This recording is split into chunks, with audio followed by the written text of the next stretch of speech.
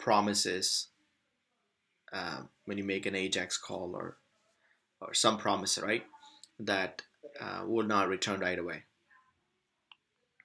Um, so how does that work, right? So in Java or other um, more older programming languages, there was no concept of asynchronous. I mean, non-blocking. So JavaScript is called, what is it called?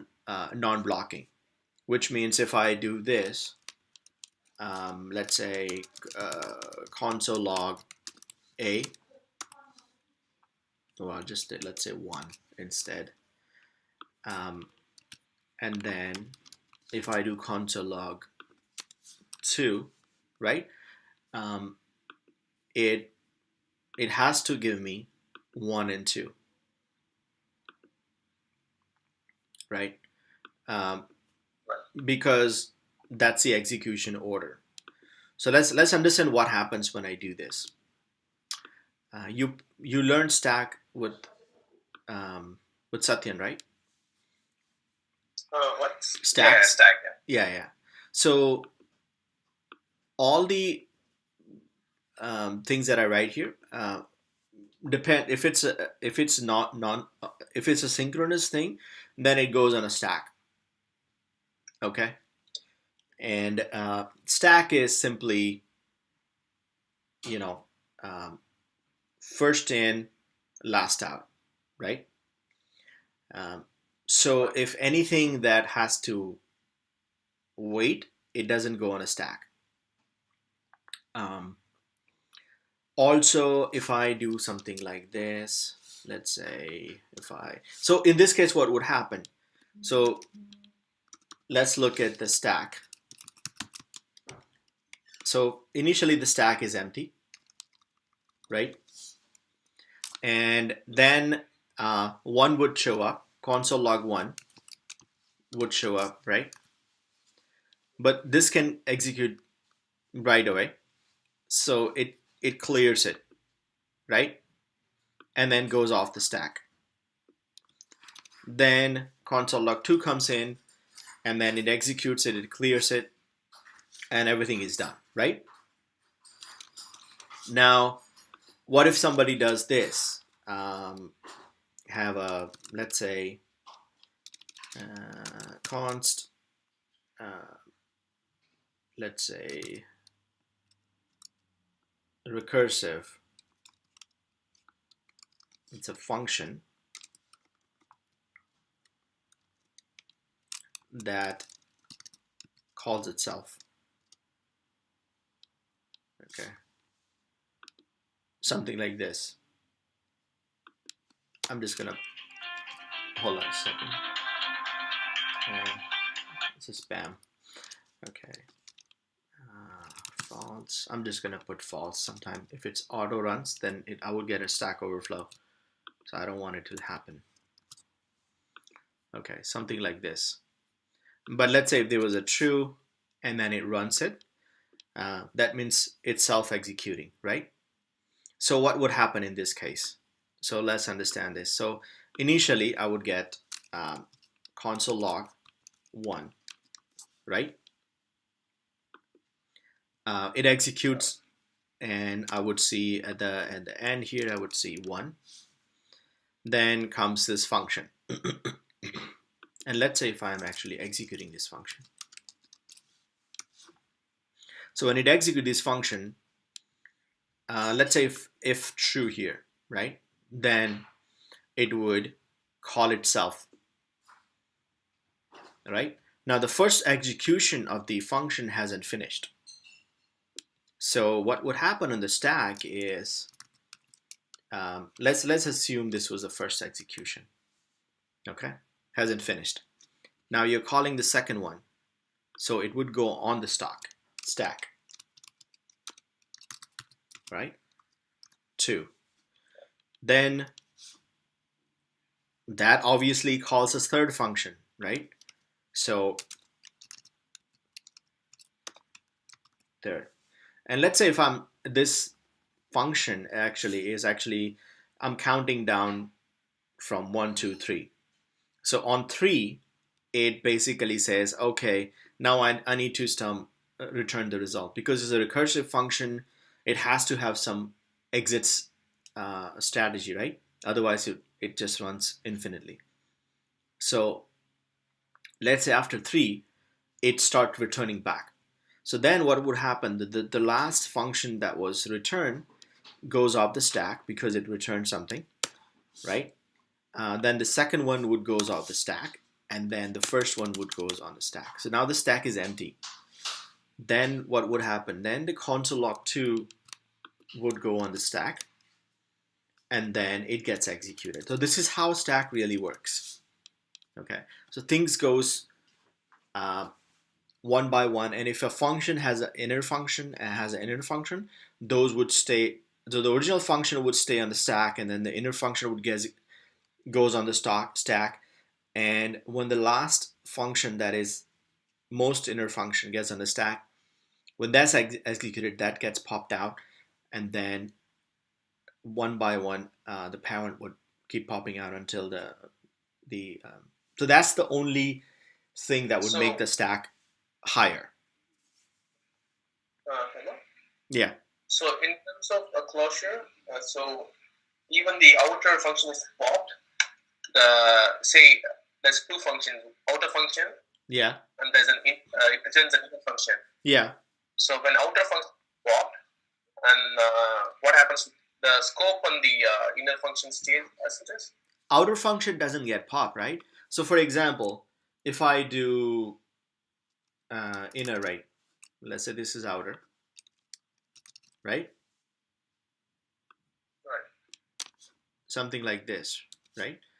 And I'll just do something like this.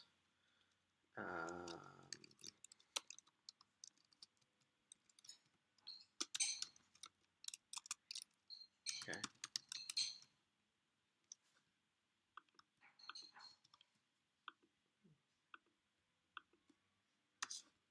Or let's say it's using something from here. This is what you're talking about, right? Right. And then but I'm not invoking the function inside the function itself. Oh, okay. I'm just returning it? Yeah, I'm just returning the function. Oh, okay. Okay, in that case, what would happen is, okay, in this case, what would happen is, let's say this is outer, right? So let me tidy this up. So obviously, first would be CL1, right? So I would get 1. Then let's say I'm doing something like this, right? Because if it's an outer function, I have to execute it at some point, right? Right.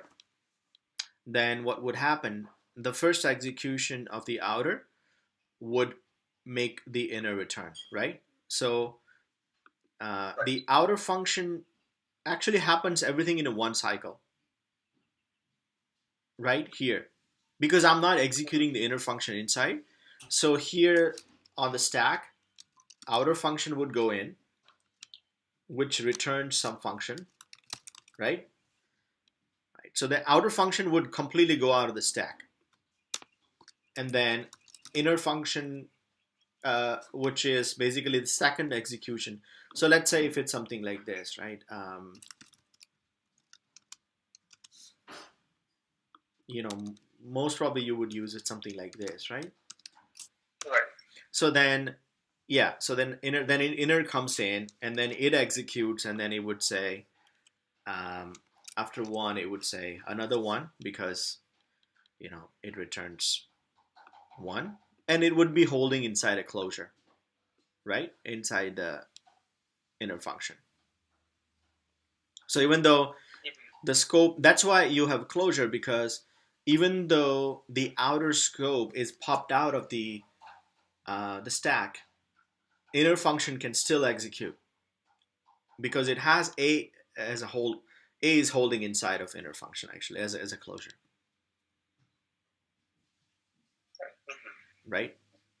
And then the console log 2 would happen. So then I would say 2. So it would say 1, 1, and 2, right? So this is how the stack really works.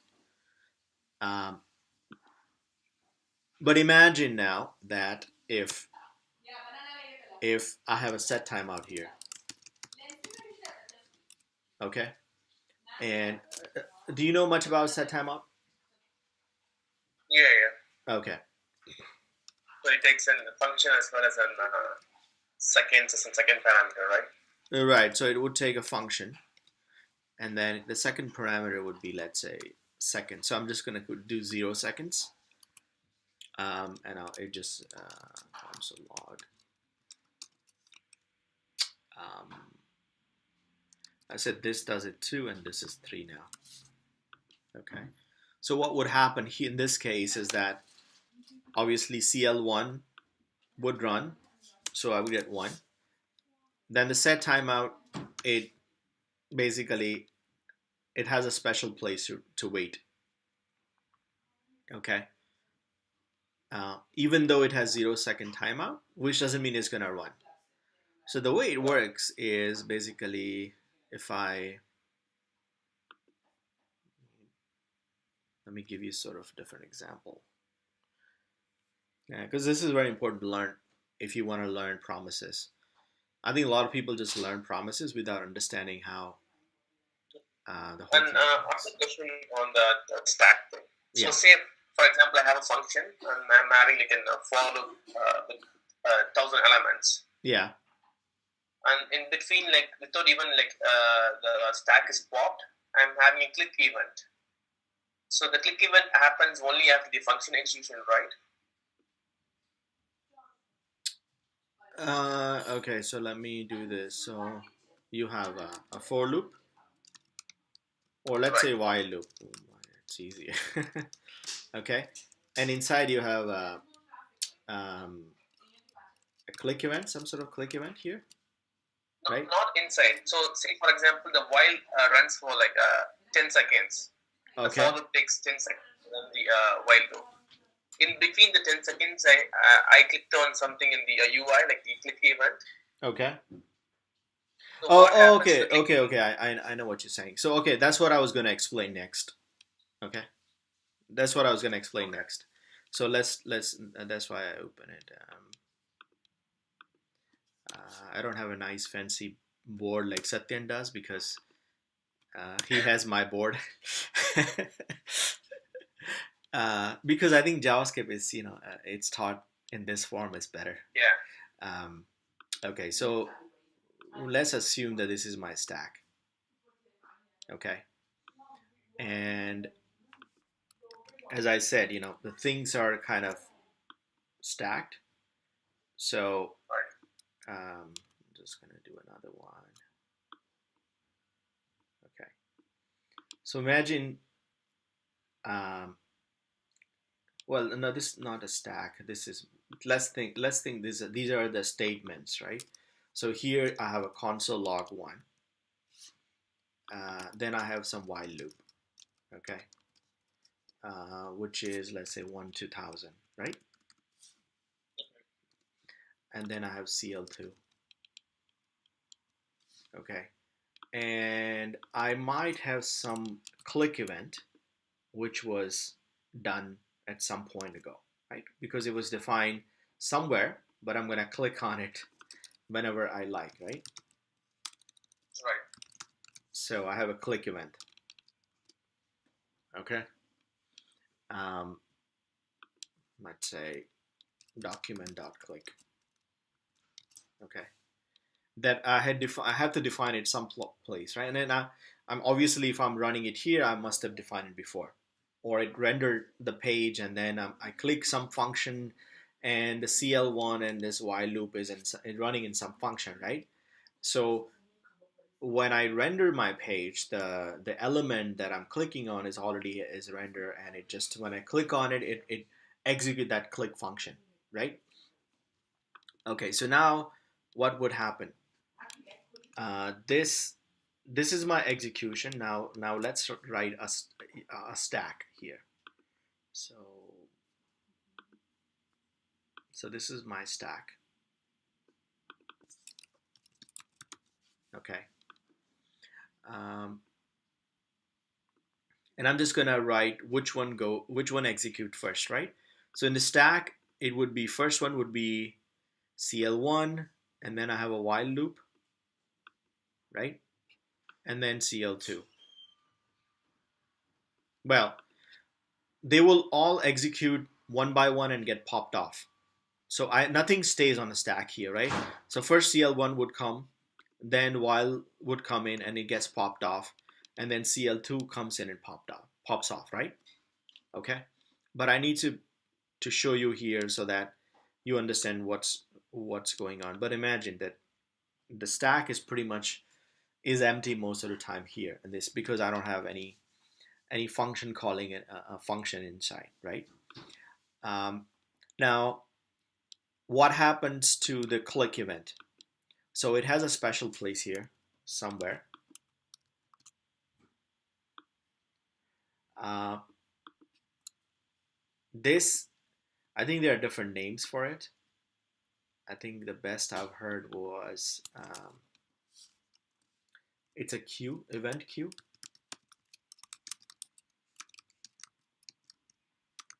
event queue, right? Or or it could be, um, and then there is an event loop also.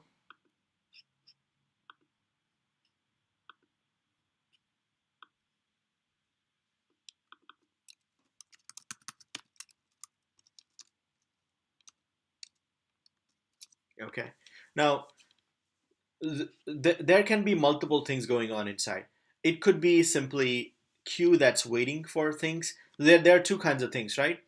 When you click on something, it basically the when I define this event, click event, it just waits for user interface, you know, to get clicked, right? Uh, it could be separate within this zone. So within this zone, I could have, let's say, let me add another. Let me,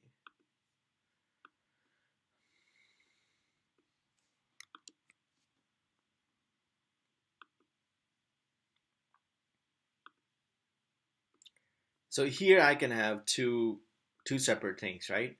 Event queue might be, let's say, if I have a timeout.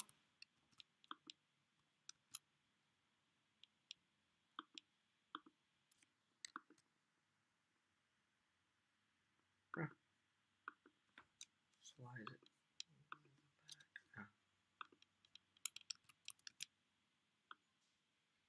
So if I have a timeout,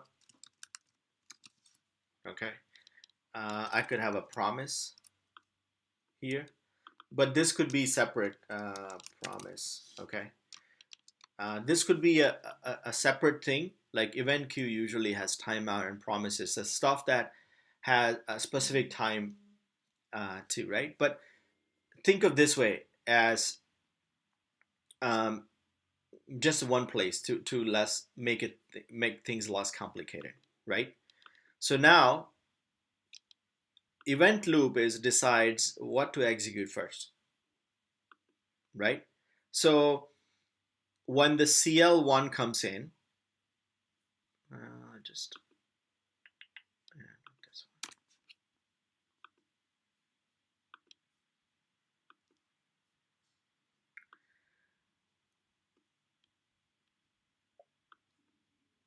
I wish I had a Satyan's. It would make life much easier. But the good thing is that I'm so used to this thing, so but yeah, right. Now what happens? Remember, the law is stack has to be completely empty before anything from the queue goes in here, which means when the console log 2 or while loop is going or console log 1 is happening, if anybody clicks on the button, right, it has to wait until the whole stack is empty.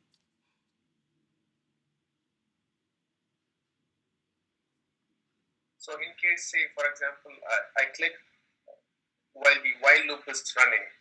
It has to wait until the whole loop is finished, and then CL1 is finished, or CL2 is finished, right? Even the CL2? Yes. It has to Okay. completely empty the whole stack. So all the execution has to end before even the click event can execute, or the timeout, or the promise.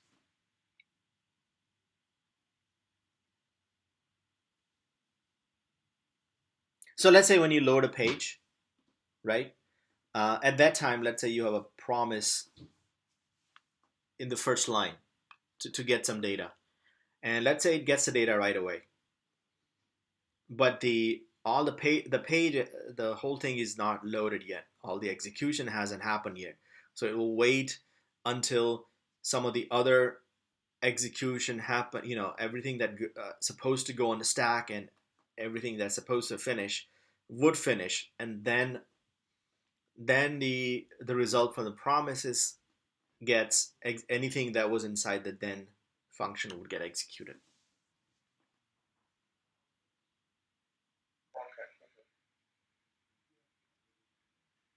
And that's why if I even if I have like a even if I have zero timeout here, right, this is the same way, which means it should run one, then it would then this one goes into that queue, right? But it has to wait until the stack is finished. So if I have like a for loop here, where I am printing, let's say 4 to, let's say, million, right? Then it would print, 1 to million first, whatever, it's 10, 100,000. Oh, yeah, it's million. And then it would print 2, even though it's a zero timeout. But similar to click is similar, right? It has to wait for its turn. So first it's in stack. Then if there is a set timeout or promise, then it goes to even queue. Yeah. Then if the even queue is done, like for example, see there's two set timeouts, like one is 0 and one is 1 with the delay. Yeah. Then in the queue, remember the queues are the first come first out, right? So let's say if there was a queue which had a zero timeout, right? And it depends on the time, right? When it actually started. But there was a queue that had a zero timeout, and there was another one that entered. So it actually calculates the time. I just started here, how much time I would, when do I execute, right? But it doesn't really execute until the stack is finished. And then let's say if something with a 10 milliseconds, right? Then it would come later.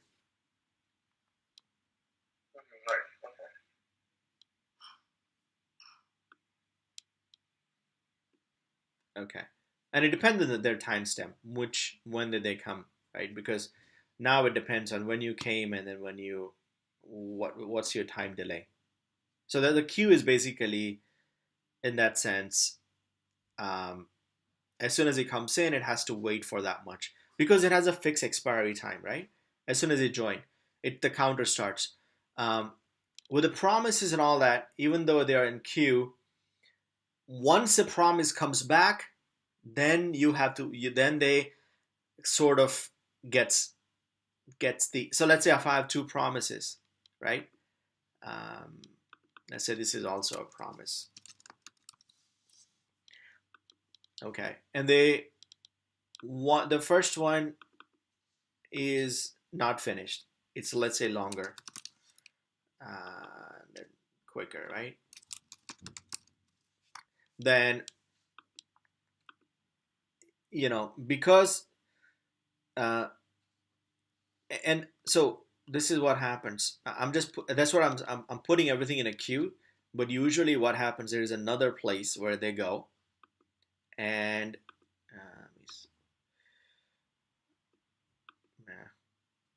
so what happens? There's another play they all go, in a way. They're where they wait, actually. I think except the timeouts. Uh, but let's say let's do they're waiting here, right? And then first thing comes, even though I had defined the longer the promise to take longer was defined first, and then the promises that comes back quick was defined later on. As soon as this promise gets returned, it would just go in the queue first, right? Then this promise is still waiting. So the queue itself is actually, there's another place where I just put everything in one to not to complicate things, but that's how it is, right? Then this guy comes in. Once you know what time you're gonna get executed, Right. uh, let's say if there is a click here, for example, right? And I don't know the name of the place, but this is in nutshell it works, right? If there is a click event here, now it also is waiting. As soon as and let's say the promise is still waiting here because the execution is going on, and everything else is waiting. Let's say there is no timeout because timeout are special because you know when it's gonna execute, right? So they go in the event queue right away. Uh, but let's say if the click hasn't happened, as soon as between these two promises the click happened, so the execution of that click would wait after the promise because this promise is already returned, then this click happened, then let's say this promise returned, right, while the stack is already being emptied, then they start executing, right? So event queue is like, okay, now I'm ready to execute, right? I already know this. So then it would go in that queue, and then it would execute in the order because it's almost like a stack. Obviously but it's in a reverse order because in a stack you execute first, the last one executed first. In the queue, the first one execute first, right? Right. So that's the main difference. So everything kind of waits in one place, and then when I already know that, oh yeah, I give an interesting example of let's say you are in a and you can tell me if this is a good example or not. So let's say if you have a stadium where you have uh, if you look at the Java, your stadium would have multiple gates, right? And on demand they can open another gate. So that's like think of the threading, right? So let's say I have a queue that is increasing. I'm going to open another queue, and then that's another thread, right? So then some people would go there. Um, with this one, it's only one line. Okay. What happens uh, is that my line is actually uh, this event loop, right? This is my line. It decides who gets in when. Now, there are people who already have tickets, right? And they don't need any special treatment. So they simply go through its stack. Okay, so let's say first guy came in, CL1 came in, he has a ticket, he goes in. Then comes the while loop, but while loop is like everyone has their own ticket, right? So they would go in. Um, this event queue is like the people. Let's say I came in first. My wife is has my ticket, but I was standing in the line first, right? Then they're gonna say, well, we have only one gate. I can't let you in without a ticket. So it's almost like a promise, right? I'm a promise. I came first, but I don't have the data yet to execute, right? So I have to wait actually until I get the data. Uh, so what happens is that then the normal queue has to finish first before those special people. Let's say even if somebody was going to bring my ticket, brought my ticket, but then I would technically go and, once the stack is done, then I'll go after him. Just because I stand in the line doesn't mean that I'm going to get in, even if my time comes and I have a ticket at that point, right? So that's how it works. And that's called non-blocking. This way, anything that doesn't require blocking should be executed first. So that's a good law, right? Because the people who have tickets should So, just go through it without any problems.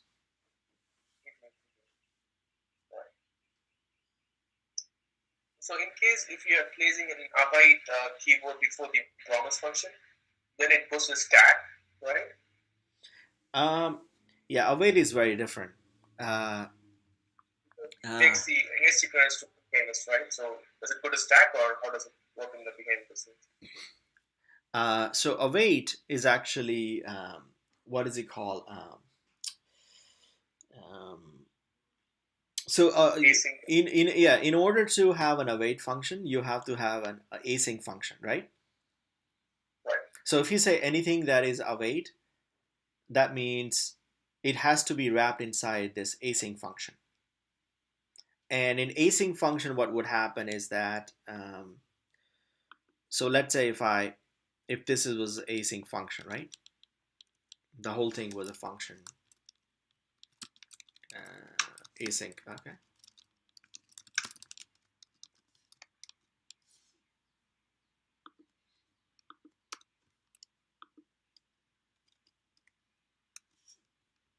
All right. And then I would say this is the only thing that requires, you know. So then I would say await, right? Um, so internally, what happens is um, it's using it. This the whole thing is actually a promise. So async function always returns a promise, which means when I define this function, what happens? It goes in a special place here. So let's say if the special place was here where it has to wait. Remember, like, so the await function actually, I mean, async function would wait here because it's a promise, right?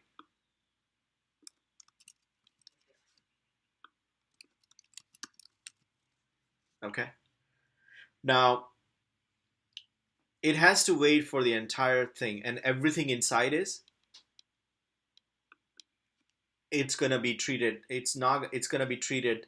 It has to wait for everything to happen. So, in this case, what would happen? Um, console log one would happen. Then, because it's await, two would happen, and then three would happen. So they are treated like everything is. It would be going event queue, right? Because you cannot put them on a stack, otherwise it will interfere, right? But anyway, it's waiting for the promise to complete, right? Yes. So if you have an await, Yeah. Yeah. Right. So yeah, they all go in. it's synchronous, so it is not put in stack. It's not synchronous, right? That's why it's asynchronous, right? The whole thing. No, but when we are placing await, so it's waiting for the function to execute. I mean, it's not like an even even queue. It's in the even queue. No, it's so think of this way, right? So here I said console log one. So Right. this the whole thing gives you a promise first of all, right? So when a promise comes, what happens? JavaScript would automatically put it in the special place where it say, "Oh, look, once this promise is resolved, okay, then I'm gonna insert you in event queue, Okay. Okay. right?" Okay. So then what happens? Inside that, the console log one would happen, right? Now that because it's um,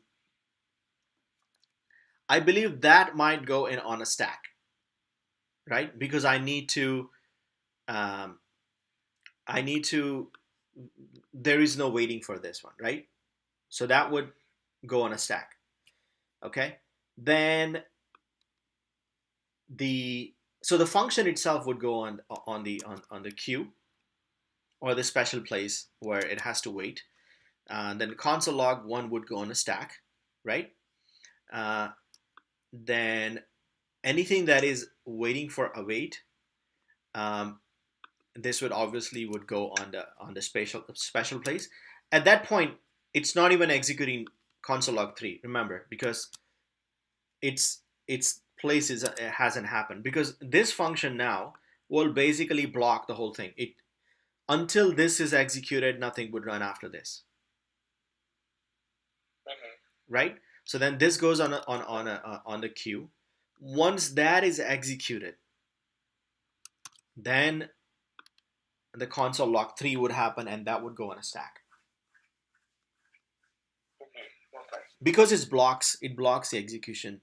Await actually blocks the execution that anything that is after it. Right. And we'll look at when we do how it really works. Have you heard of the generators,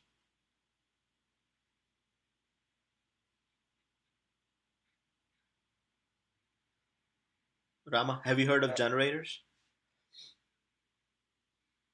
Not really.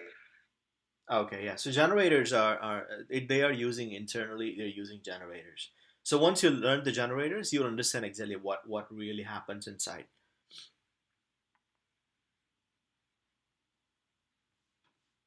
Okay. So that's why it's the whole ace Oh, anything that is okay. waiting because they're waiting, uh, and then what happens once everything is it's done, right? Then the whole thing returns a promise, which if you are waiting for this promise to execute it to do something, then that would get executed, right? So there should be like some then function after this promise is the whole async is executed. So everything inside has to execute first before that then get executed. Right. Yeah. Um, and the best way to test this stuff is, I would, as I said, put lots of console log in between the statements and see which one gets executed first.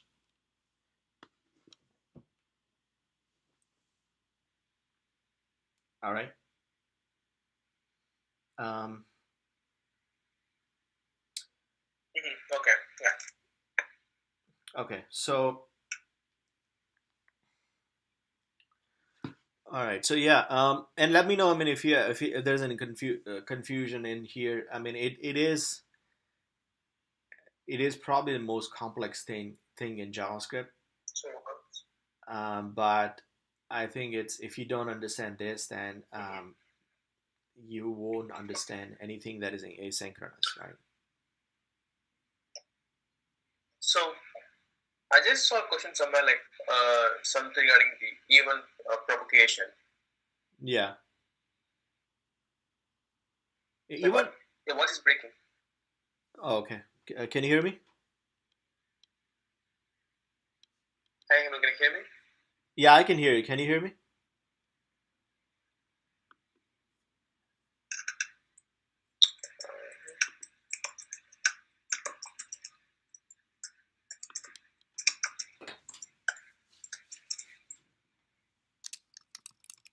Can you hear me?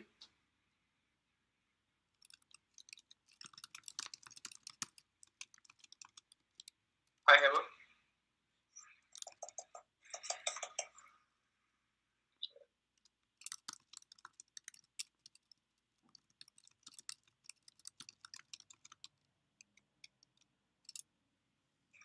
Yeah, I can hear you now. Oh, okay. Okay, maybe there's some delay. Can you hear me now? Yeah, now it's fine. Yeah. Oh, okay. All right. Yeah, let me know whenever you can hear me. Let me know right away. Yeah. In my in my other class, I have this Saturday evening class. There's a girl um, from India, and I had I kept saying, okay, so it was a very basic class. So I said, if we console log this, it actually shows up in the the console here. And I said, do you understand this? And there's no answer. Like I was like, and then I typed in, and she said yes.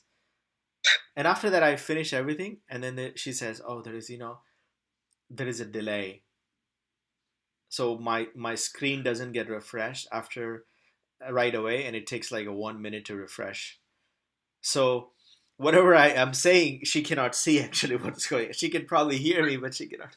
So she was so confused, but she would not say anything. I was like, you should have said right away that I can't hear you. So yeah, Okay. yeah. So, what is the strength of the evening class right now? I just started. So Okay. yeah, I just last week I just introduced like a variables to them, and they like primitive data types. Yeah, so I'm Mm-hmm. taking it a little bit slower because they really need to slow down because they don't have the basic concepts down. So yeah, Okay. um, And yeah. yeah. So event propagation you were talking right? Yeah, Right, right. Is it regarding the event loop or something with the DOM elements? no, it's a DOM element. Event propagation is you know how okay. Let's say if you have like a when you let's say if you have a your page has some div like body, right? And then body Right, has some container. Inside you have sub container, and inside you have a button, right? So now if I click on the button, right, I'm actually clicking all over the place, right? I'm clicking on the body, I'm actually clicking on that container and sub container and actually button. So which one should get executed You first? mean like correct? So if you click on body or if you click on the button inside that? Well, technically, if you click on the button, you also clicked on the body, right? Okay, so I believe that's called event capturing, right? Like it's from top to the button. So there are two things: capturing and propagating. Okay, Bubbling. so propagate It's called bubbling. something like bubbling. So by default, is it in capturing phase or is it No, in bubbling? bubbling. By default, it's bubbling. Yeah. Mm-hmm. Okay.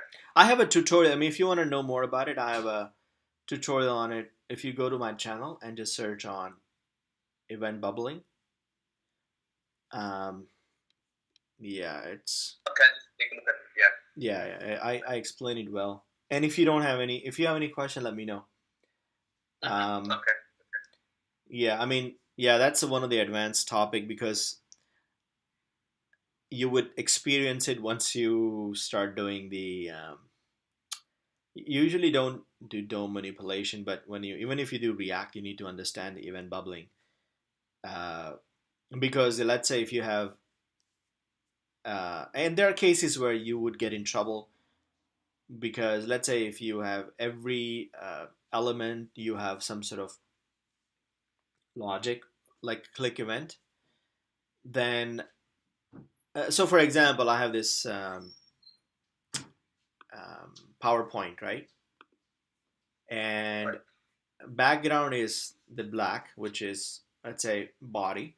Then I have this Right. orange, and then I have this button called click, right? So if I click Right. here, I'm actually technically clicking on the button, I'm clicking on the orange thing, and I'm also clicking the body. So the trick is, let's say if each of these have events, click events, so they all will get executed, and they would all have some With logic, any right? name. Huh? With any name. It's not like same name. It can be like on click with any names, right? Yeah. I mean, it usually attached to It's a not depend on. yeah, but they all have Okay. to execute it, right? All have to be executed. Sometimes you don't want. Sometimes let's say when you propagate the event, bubbling means going from bottom to up. Okay, Mm-hmm. and Right. capturing means up to bottom. Okay. Mm-hmm. Yeah, it's a very important interview question. Actually, you need to know this, and you get, and then you can cancel it sometimes. So let's say if once I know, there are cases where you have to do capturing. If somebody asks you when do you need capturing, um, I've had a case where I had to do capturing. For example, if I what is it called? Okay, let's think of this way. I mean, once you understand the capturing bubbling, you'll be more, you'll understand it more. Mm-hmm. Uh, uh, but let's say how you have on a phone you have a drawer menu on iPhone especially, right? Mm-hmm. Where you actually swipe on your screen to open this menu, but you're not actually clicking on the menu itself, right? So that's Right. if you were to simulate that onto like a browser, what I'm just dragging and it actually opens up some sort of menu, I have to use capturing. That's probably the only use of capturing, I would say. Otherwise, you by default everything is bubbling, but JavaScript does provide capturing. Yeah, if you were to use it. Mm-hmm. Okay. Mm-hmm. Okay. Yeah. Um, Sure. yeah. Yeah. So yeah, watch that video and let me know if you have any questions. Yeah, yeah, yeah, I can watch it. Yeah. Okay. Um, all right. So okay, that's okay. So um,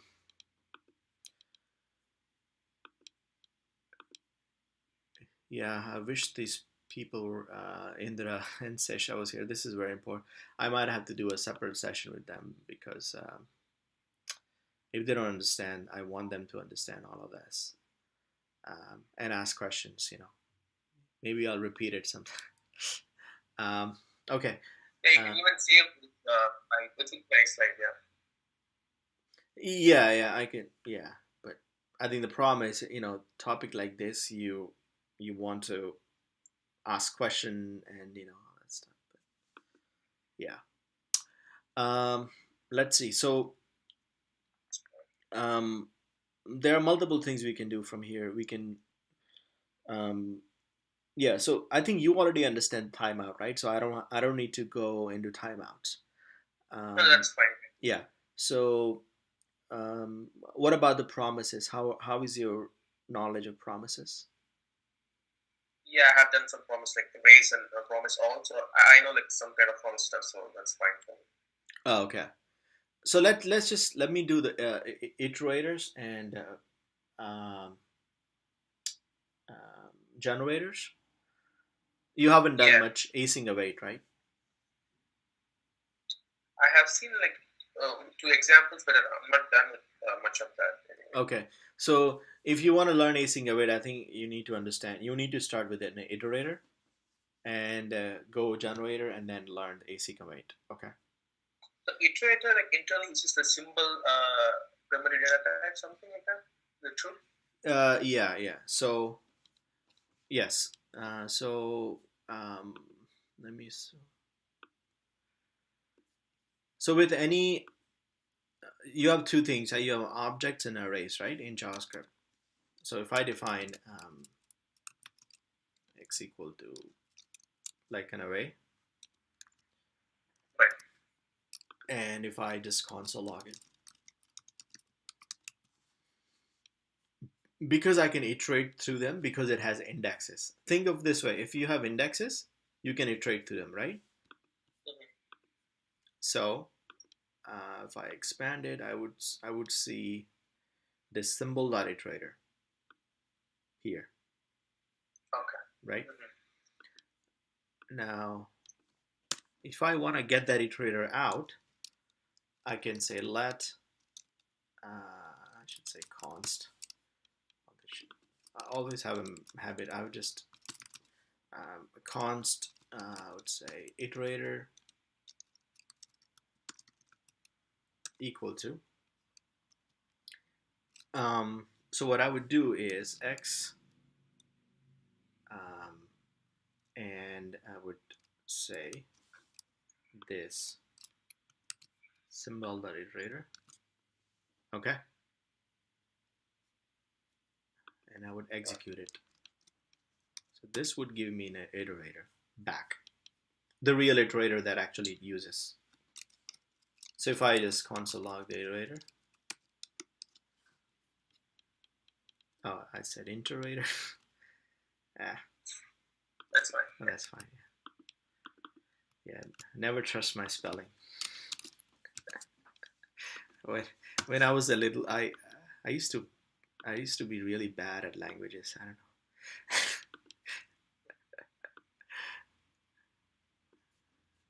My mother used to scold me all the time. I can't remember any spellings, and I said, why do they have spellings, right?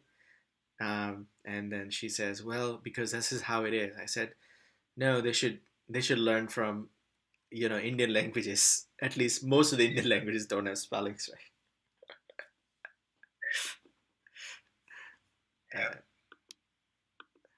All right, so I have an iterator out, right? And if you look at the iterator, what do I have here? It has this method called next. Okay, so all I'm gonna do is if I do iterator.next,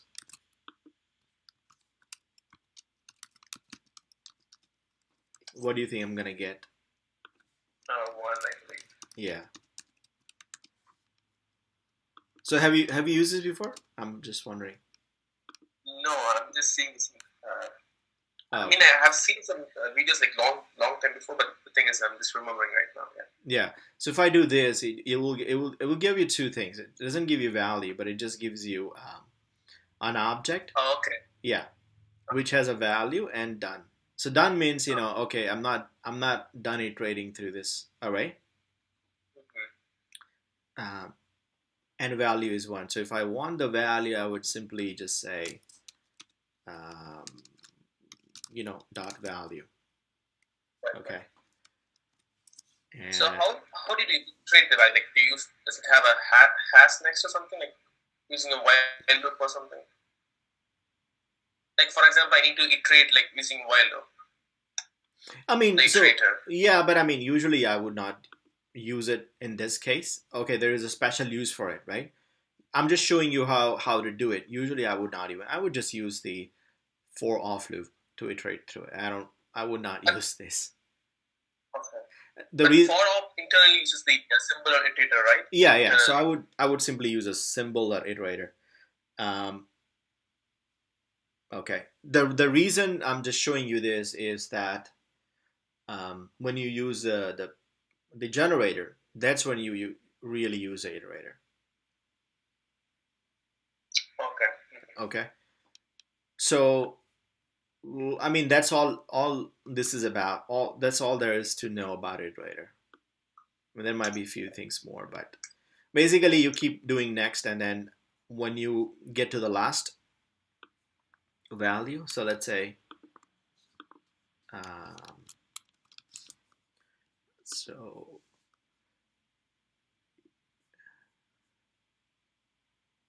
well, not just get the value, just Yeah, I know what you're trying to say. Like, yeah. So the the last the one, done will be like true at the last of the yeah. range, So right? the last one, well, and then after that, I believe if you run it, then I I'm not sure what it would get. Yeah, it just keeps it give you the same thing. Yeah, so this is an iterator, right? Um, now the generator is basically I can say let's say const gen equal to a function, and I'll just put some star here, and that makes it a generator.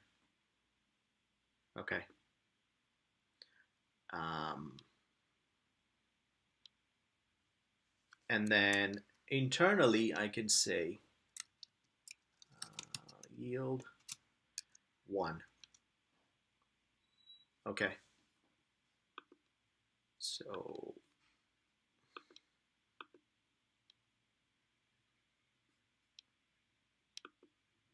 hold on, let me see. Did I make any mistakes? Or is it here? I haven't used it in a long time, so let me see. Is that a...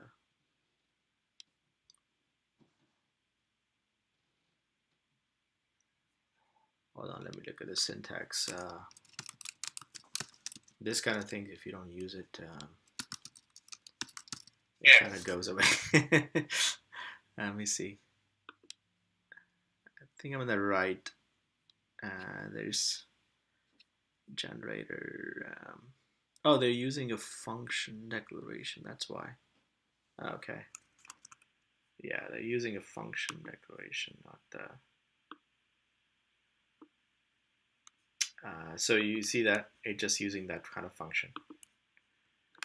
Okay.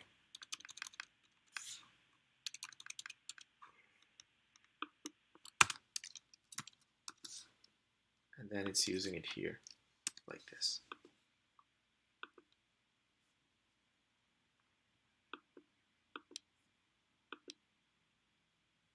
Now, I need to execute it, obviously, right?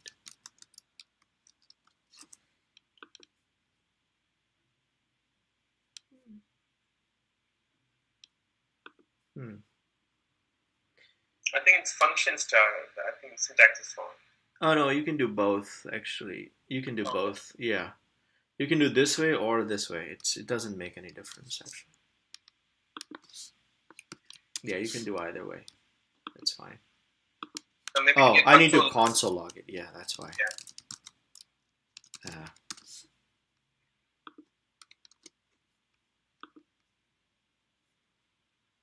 Okay. Yeah, so it gave me a generator. Now you see the you have to, now it gives you you know, if you do next,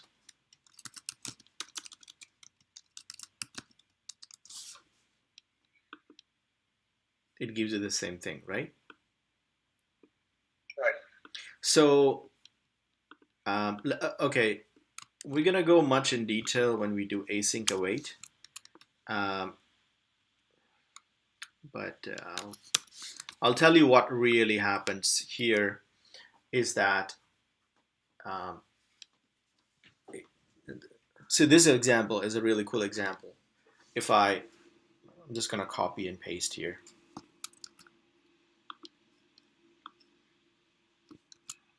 So let's say this is an ID maker, right? And I have some index, which is 0.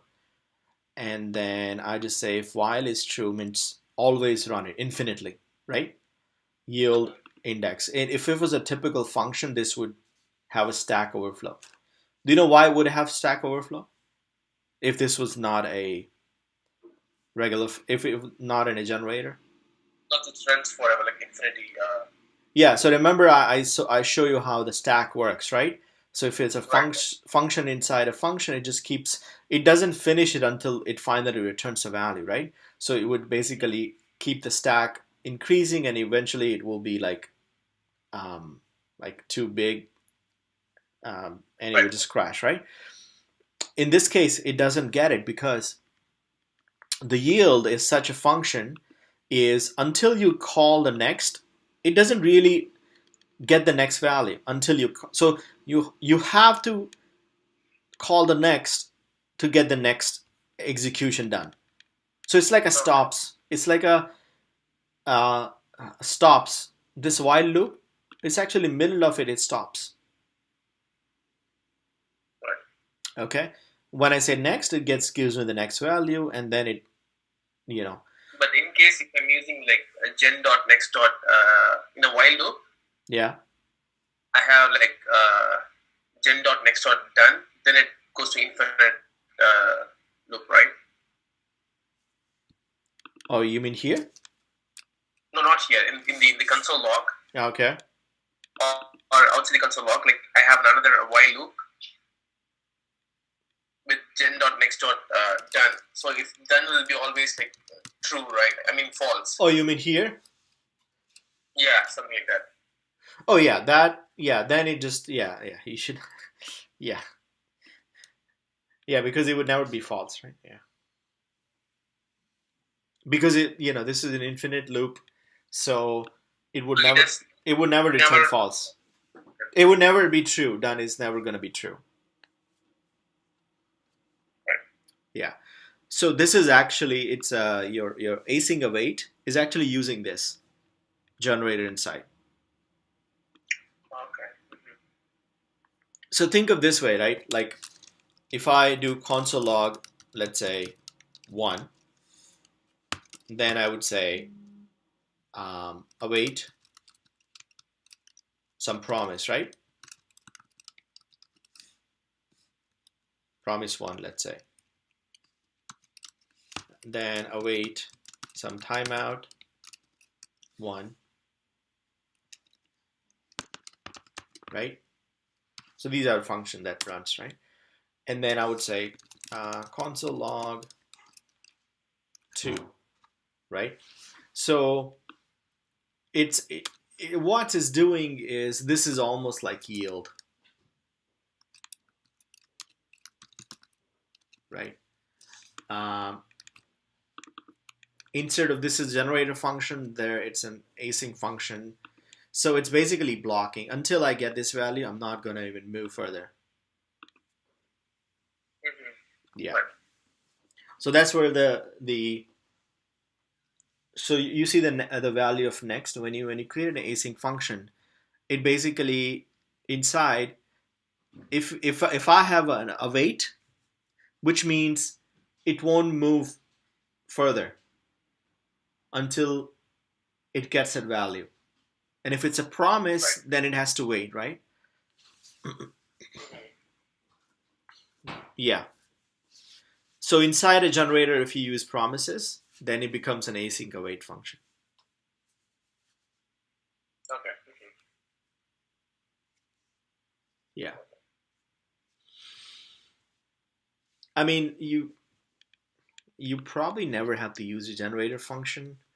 Um, I'm not sure any other applications.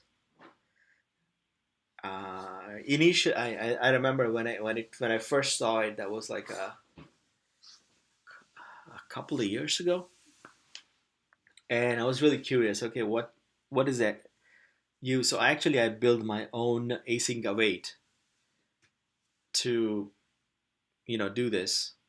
It's quite complicated um, to build that way. So its sole purpose is to do that. And I think there are a lot of libraries that actually I do Ember, and Ember has a library called Ember concurrency or something. It uses the same concept. So instead of async await, it uses yield to do the whole thing. Um, and now I think they will basically now the JavaScript has a native async await, so it will replace that. Okay. Yeah. Um, yeah. Okay. Yeah, I would say let's just stop here, and then we'll probably next time we'll do more because I think it's very important, and um, you know, because I wanted to go through promises also because they haven't, and also wanted to do the new Fetch API. I wanted to cover couple of things, right? So at work, I'm doing this mocking. So you know what mocking is? I know what is mock. If make a mock of an application like product, that's what you mean, or is it different? Mocking of an API. So for example, if I have an API, let's say if I have a project, right? Right. And my manager says, "Oh, backend is not ready," for example. Okay. and you need to build an application, but you know the specs that okay, if I say get user is supposed to give me the profile name and name and age, So right? you make your own JSON format. Yes. So what you do, you would create a mock server, and you would just put some JSON files there, and that will make you that they will build you that for you, right? Um, Mhm. the the problem, and then what would happen is that you can use it also for testing. So let's say if you want to test an application, right? Now, uh, have you done a lot of testing? Not really, I'm Okay. not that. Okay, so I would say that nowadays, and this is a trend now. Like maybe 3 4 years ago, it wasn't the case, but now it's you have to learn testing for a developer. Like I know in Silicon Valley, at least most of the companies who used to do manual testing, they have fired most of the people. Not fired, laid off most of the people, and you will have like a one small team in the company who does the like automation testing. Mhm. And the way it works is, let's say if I write a piece of code that Yeah, does I write something. my own test. What is that? Then I write my own test case for that.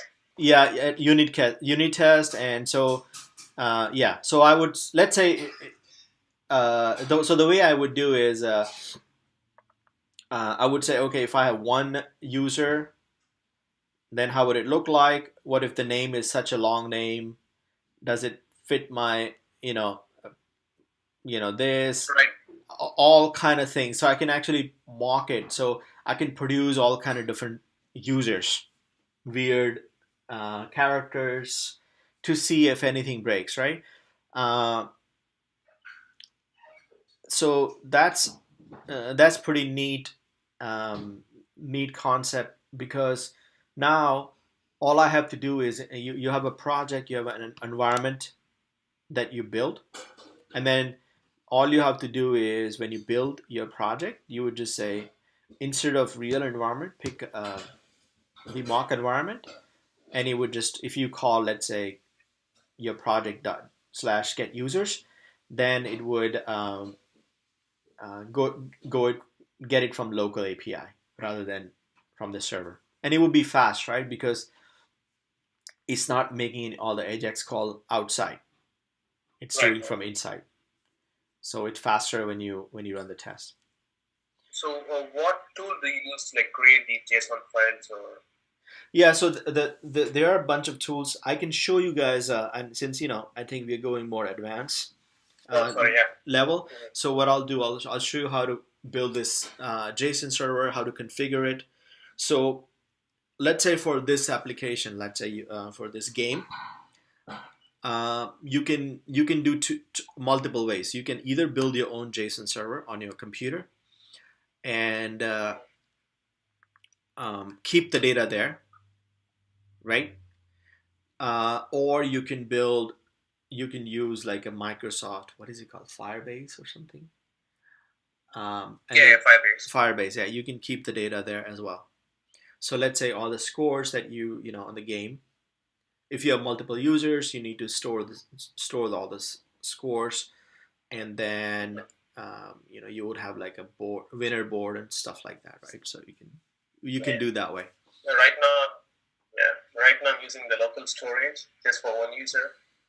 Yeah, yeah. So right now it's fine, but I think as you evolve, you need to do something, right? So a couple of things you can do. You can use that Fetch API. Mhm. So Right. in old days, we would use you know Ajax, right? Yeah. XML HTTP, but the problem with that is you need uh, uh, it works differently for different browsers. So then, if you look at the jQuery, which kind of standardizes one type of response, right? Right. So you in your project you probably have to use some jQuery, right? Instead, you can just use Fetch API. So Fetch is a newer Yeah, version, and then it has like it's like a one line thing, and you just say yeah, yeah, fetch. I've used Fetch. Yeah. Yeah. And then there's another one called Axiom. Some guy made it Axiom, so you can use Axiom as well. Yeah. So I would say from now on, when you use any project, just use Fetch. Don't worry about that Yeah, Ajax. but is it supported in all browsers, Fetch API? I mean nowadays. I mean for you guys, it's right now it's supported Yeah. in all the browsers, all the latest browsers. So in case, like, say for example, the Fetch API is not, then what you'll be like, you'll be using a polyfill or something.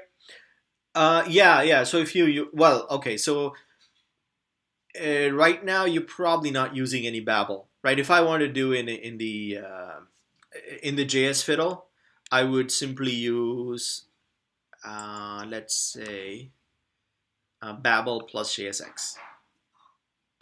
Okay. So Okay. when I use that, then it automatically transpiles for me. If Right, I'm right. using if I'm using a project, then if I'm let's say for you have this game project, right? Right. So you would need to configure a Babel for it, and I'll show you how to do it next time, Yeah, that's fine. That you can see. which is very important, right? Because now you're going into even if you use like a pure JavaScript, and if you want to use some of the latest function, you need to have a freedom to use the latest and also like the pure other JavaScript functions, right? So I think you need to know how to set up Babel. And how familiar are you with npm and yarn and all that stuff? I think npm and yarn are same, right? So just the yarn has a lock file or something, like it catches the files, right? It's faster than npm. Well, they both are actually yeah, they both are similar. They have a syntax which is a little bit different, and the way they both have log files now. Initially, npm did not have log file, but Yeah. Okay. the newer version has it. But the way they do it is a little different. So there are a lot of subtle differences. You cannot simply just replace them. Um, Right. um, But yarn is from Facebook, right? yeah, yarn is Yarn. from Facebook. Yeah, it's about the dependency management. So let's say if you're using, let's say, React might have 5 dependencies, and then 5 dependencies have 500 dependency underneath, right? So Right. when something changes somewhere, how does it actually figure things out? And it is and I can show you how it works, which is I think that's what I wanted to now think about next. Once we do the promises, Right. Right. and then async await. Now I think we are entering into like a real programming arena where you need to build projects with all this setup and how to configure things and all that, which is very Yeah. Yeah. important, right? So um, yeah, we need to do that. We need to go that direction so that with a pure JavaScript project, how do you even?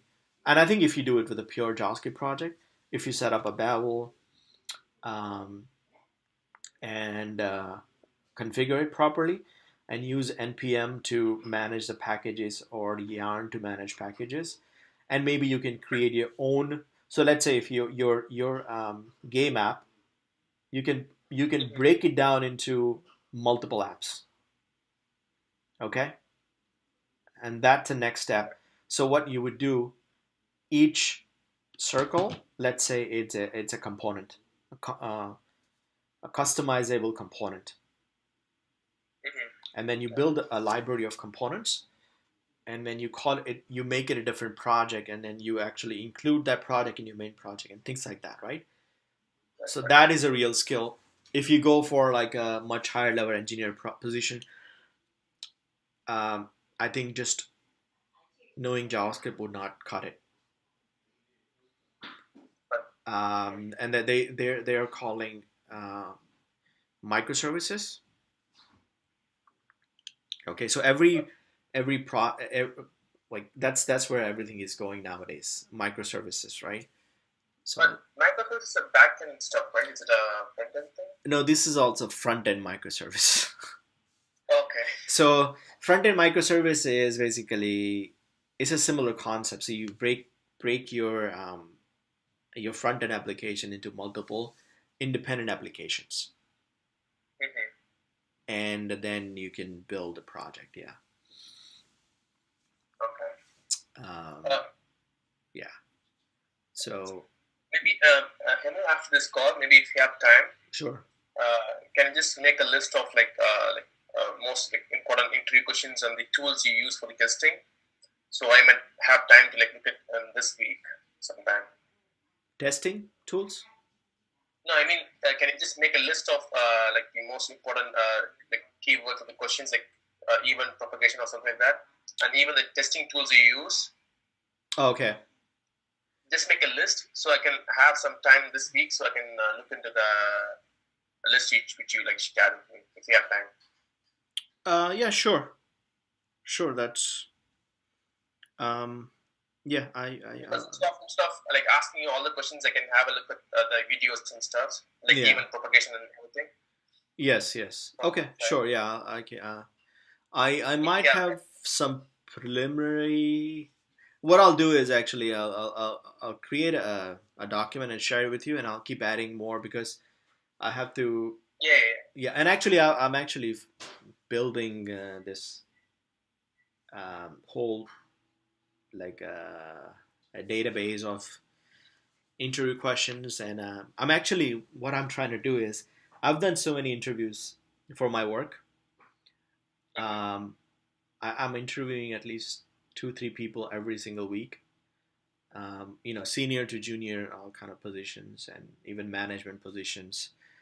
And I've actually compiled a lot of knowledge in terms of how to approach interviews, what are the skills requires, um, and let's say if you know JavaScript, right?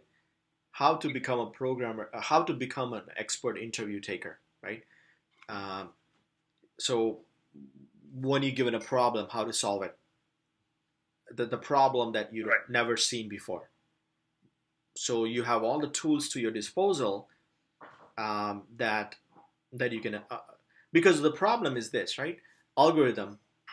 So there are two parts. You have algorithm and data structures, right? The data structure you're already learning, or you can use a queues or stacks or whatever, right? Algorithm Right. is also a different animal where you have to figure out how do I approach this problem, how to break this thing into multiple problems and then solve them independently. Um, so those techniques. So I'm building a lot of things, and so if you can solve the smaller problems independently, then you can, like for example, if I give you a giant problem, which might require you to actually convert string to an array, or count the number of elements in the array, or you know um, um, add things to objects or something like that, right? You have like 10 different skills that you need, and Mm-hmm. first of all you need to break the whole thing into small pieces. Then you need Right. to have all this miscellaneous skills to speed up your writing, right? So what I'm trying to do is figuring out all those small pieces that you might require uh, to solve bigger problems. So if you becomes master of that, of those smaller problems, then when you go for an interview, you just have to focus on the taking the problem and breaking down. Okay, Mm-hmm. and actually, I've actually proven that I've what I did, and you might want to do the same thing if you wanna enter the um, interview arena. Before you enter the interview arena, have you heard of HackerRank? Yeah. Yeah. So um, let's say a couple of months before you enter the interview arena, right? Or at least a month before. I would suggest get an account on HackerRank, and it's a little odd, but it's pretty good in terms of giving you practice. Okay, Mm-hmm. um, and you know, uh, it gives you smaller to bigger problems. So initially you'll get like very basic stuff, and then you work up to the bigger problems and things like that. Um, and now I have enough skills to I can look at the issue and say, okay, how this is how I'm gonna solve it. Just by looking at it, right? I can say this is how I'm gonna solve it, um, Mm-hmm. because I've done a lot of those, and I have trained my brain to solve the problems. Right. Okay, so I think I would suggest it for you as well. Um, and then I've compiled all those lists so that, hey, I need to add all the um, elements and give me a number, so I can use a reduce function, right? And it's just Right. back of my head. So when I'm doing it, I don't have to think about, oh, how am I gonna do this, right? So uh, yeah, so I would suggest that. So anyway, I'm on my other channel, Interview Nest. I'm thinking of uh, using all my knowledge and making videos on Yeah. this stuff, you know, on the smaller skills. Mm-hmm. So I might just take, okay, I'm gonna focus on strings, okay, string manipulation. How many ways to do string manipulations, right? And do 10 different examples, okay? And these are lower level skills that you might need it. Then arrays, right? Um, and one of the interesting, and you can try it maybe as a homework after this, is you have an array, right? Oh, not. Let's say you have a two-dimensional array, like a matrix, Yeah. right? Um, and if I told you to get the sum of the diagonal, if it's a square matrix, right? The sum of diagonal, how would Right. you how would you get it? So I'll just have a one for loop, Okay, and both the row and column will be same, right? So I'll just loop once to the diagonal okay, twice, then add one by one. That's 41, right? yeah, but the other diagonal would be different. That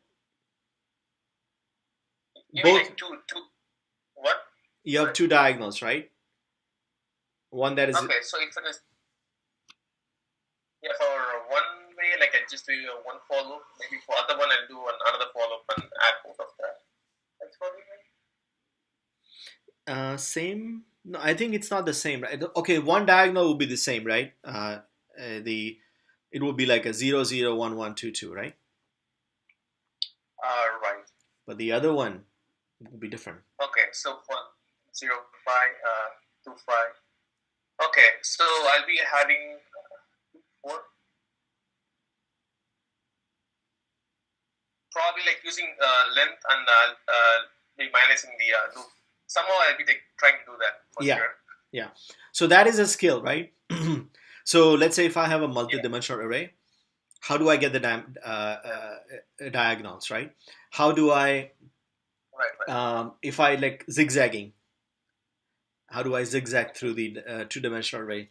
So these, what I'm trying to do is if I can figure out all the things that you can do with two-dimensional arrays, all the things you can do with the strings, all the things you can do with the arrays, and you know, teach the skills, then the bigger problems that you're trying to solve becomes very easy.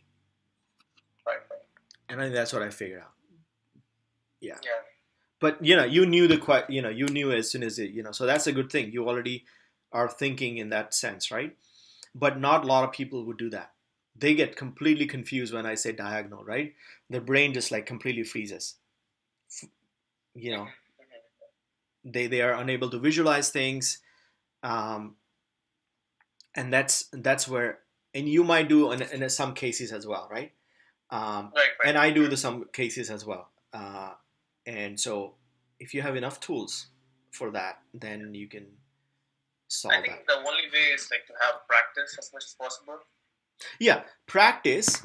But what do you practice? That's also, if I just keep doing HackerRank, multiple problems, I might get some practice. But if I want to do strategically, Right. right? If I were to teach somebody, let's say you, how to approach interview, if I have, let's say, 2 months, I need to make you like the best JavaScript interview taker. It doesn't mean the best JavaScript programmer, but interview taker, right? Uh, because programmer is different because deal with the whole project and everything. But JavaScript interview taker might focus on the problem solving part of it, right? And then I can take an approach. Okay, I'm just gonna do this steps, and that will actually cover most of the things. So that's what I want to focus on, and I think I'm getting there. And just I just need to build the resources so that I can say, hey, um, if you do this much, then yeah. You can try the Medium forum, the Medium website, right? So that reaches a lot of people. Yeah. I think I'm gonna go medium. I'm not a writer, as you can see, but I But I have seen your tech sheet, the website. I yeah think you have some blogs, right? So I believe you can do that. yeah I mean the problem with those blogs is I when I started, it took me a very long time. I mean, they're good. I wrote them myself, uh, but it took me very long Yeah. time. Probably you could use like something like Grammarly or something. So Yeah, it makes it faster. yeah. My wife is a writer actually, so I've been telling her to do that.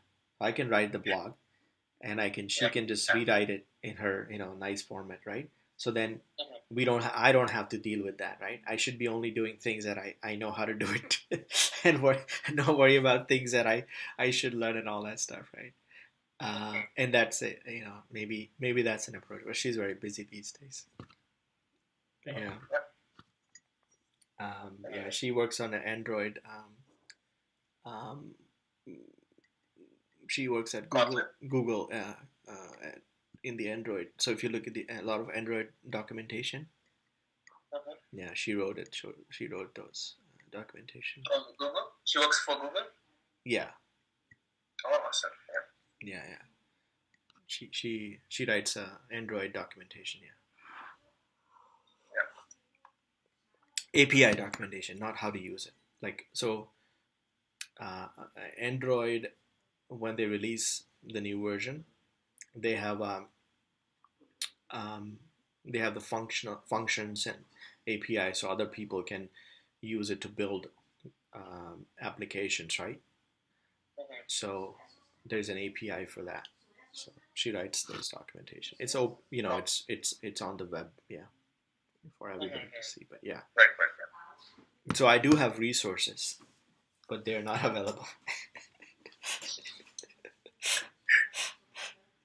You know how it works, right?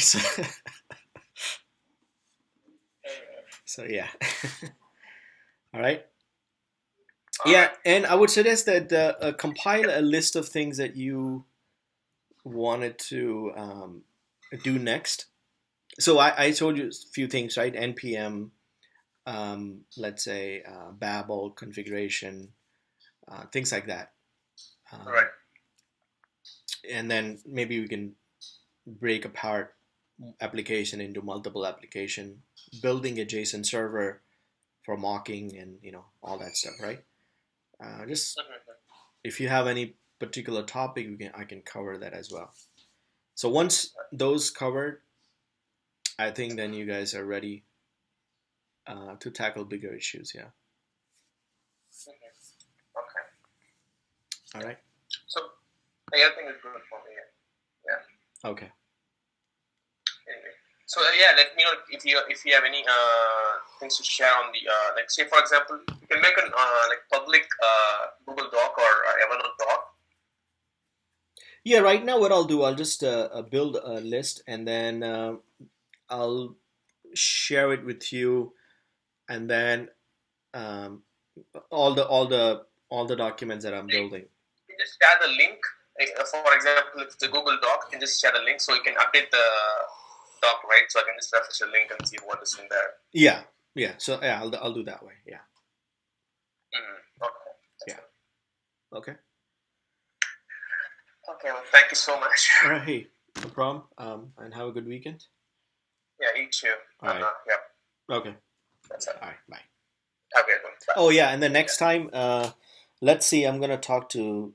I think Seisha will be back, and so I'm gonna talk to these guys to see, um, because they haven't been attending the class for last few times, and they're way behind, because they're super busy, right? And I understand, so I'll try to see what they want to cover next time, because um, it depends on their availability, right? So I'll talk to them and Yeah. Yeah. Bye. send out a next, probably by Oh, Thursday or so. mm, Okay. okay. All right. Yeah. Because I'm totally trying to start my job search from next week, applying for jobs. So I'm just trying to like wind up the things on my side. Okay. Yeah. Yeah. Let me know if you need any help with that, like resume or anything. Yeah, I can definitely take a look. Yeah. Yeah, I'll just send the resume after. And I also told Satyan on the fee structure. So he already sent the list of emails to everyone, I believe. So Oh, okay. Yeah, yeah. it's all I done. talked to Yeah. him yesterday. Yeah, yeah. Well, thank you for that. Yeah. Hey. Okay. Yeah. Okay. Okay. All Thank you, right. Nirmal, again. All right. See you next time. Yeah. Okay. Bye. Yeah. Take care. Bye. Take care. Bye.